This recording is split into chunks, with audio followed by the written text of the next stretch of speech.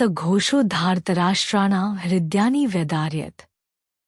नभश्च पृथिवी चैव तुमुलोभ्यनुनादिन। हे धृतराष्ट्र, इन शंखों से उत्पन्न ध्वनि द्वारा आकाश और धरती के बीच हुई गर्जना ने आपके पुत्रों के हृदयों को विदीर्ण कर दिया।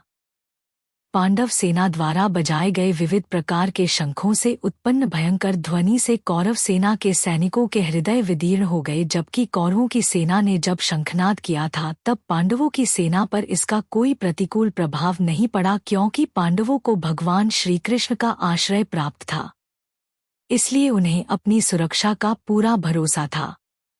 दूसरी ओर कौरवों को केवल अपनी स्वयं की शक्ति और सामर्थ्य पर भरोसा था और अपने अत्याचारों के अपराध बोध की कसक से उनके भीतर पराजित होने का भय व्याप्त हो गया था।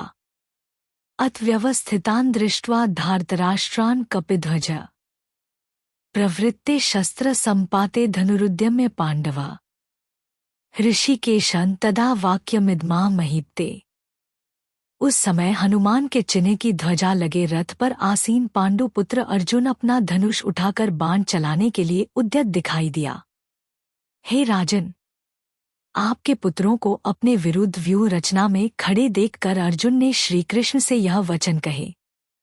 इस श्लोक में अर्जुन को कपिध्वज कहकर संबोधित किया गया है, क्योंकि उसके रथ पर महावीर हनुमान के चिन्ह की ध्वजा प्रदर्शित हो रही थी। इसकी पृष्ठभूमि में एक कथा इस प्रकार है।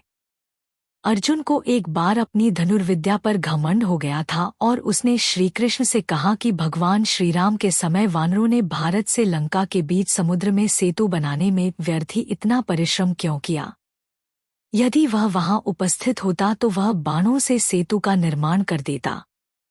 श्रीकृष्ण ने उसे इसका प्रदर्शन करने को कहा।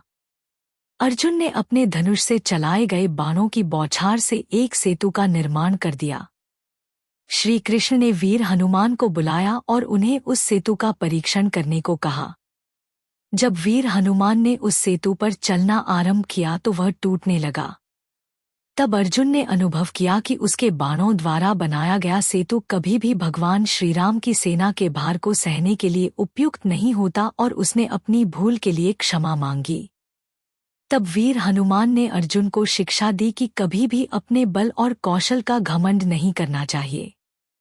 उन्होंने अपनी इच्छा से अर्जुन को यह वरदान दिया कि महाभारत के युद्ध के दौरान वह उसके रथ पर आसीन रहेंगे।